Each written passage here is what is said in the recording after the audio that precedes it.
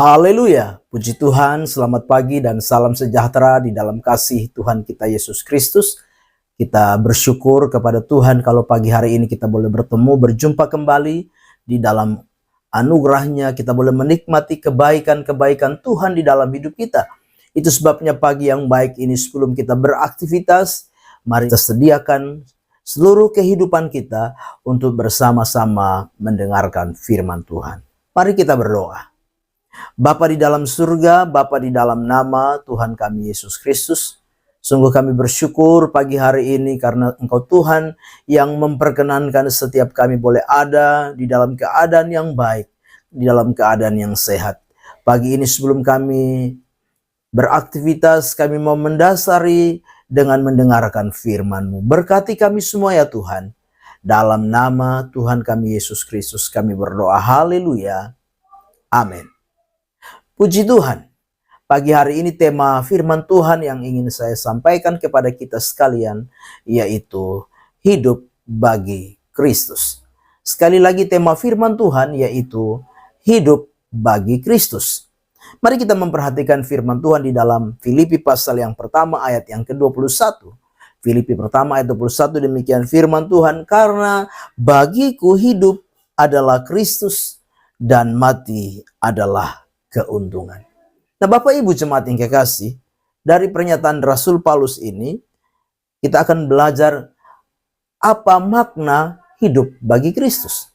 Sekali lagi, dari pernyataan yang Rasul Paulus ungkapkan lewat firman Allah pagi hari ini, kita akan belajar apa makna hidup bagi Kristus. Yang pertama, hidup bagi Kristus, yang pertama adalah hidup yang berfokus kepada Kristus.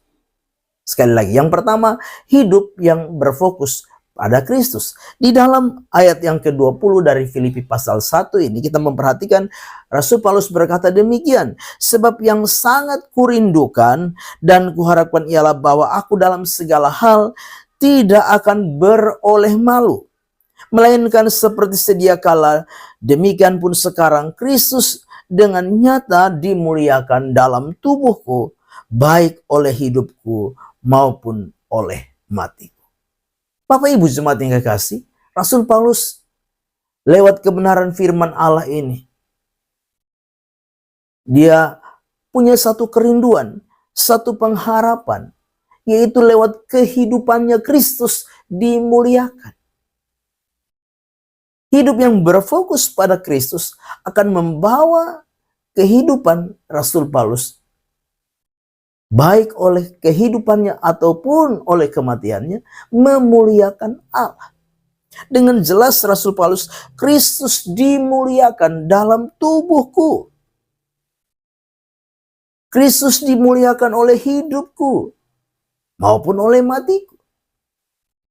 Nah, ketika hidup kita berfokus kepada Kristus, hidup kita berfokus kepada Tuhan, maka kehidupan kita akan menjadi sarana di mana Kristus dimuliakan di dalam hidup kita.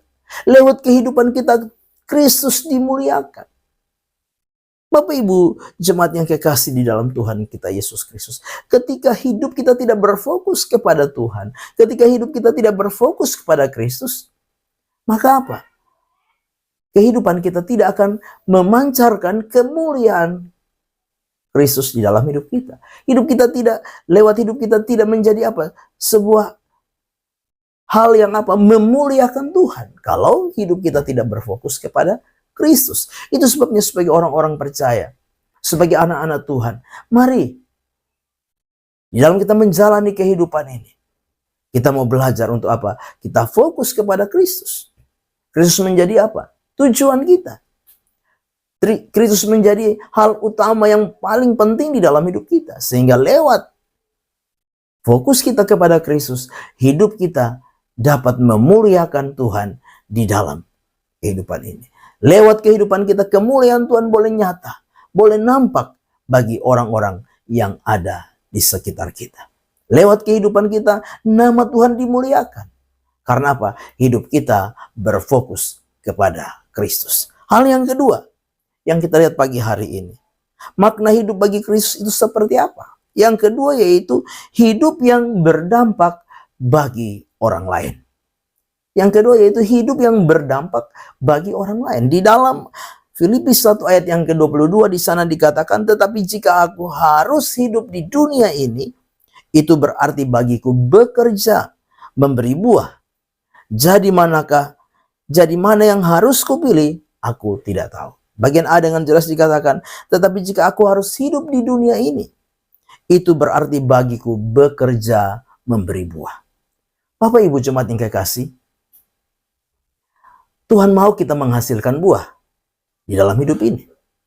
Tetapi Rasul Paulus lewat pernyataan yang dia ungkapkan lewat firman Tuhan, yaitu apa? Bekerja, memberi buah. Artinya apa? Kehidupan daripada Rasul Paulus boleh memberikan dampak bagi orang lain.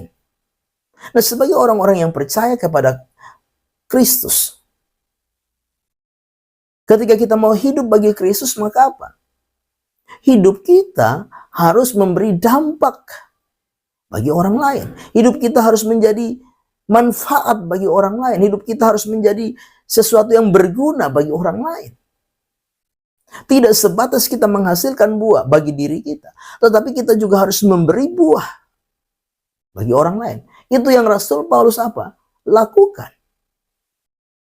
Nah, sebagai orang-orang yang percaya kepada Kristus Yesus Tuhan kita, bagaimana dengan hidup kita? Apakah kita sudah hidup bagi Kristus atau belum? Mari kita perhatikan bersama-sama pagi hari ini. Dua hal yang sudah kita pelajari. Yang pertama yaitu tadi kita sudah pelajari, yaitu berfokus kepada Kristus. Kristus menjadi pusat, Kristus menjadi tujuan dari hidup kita.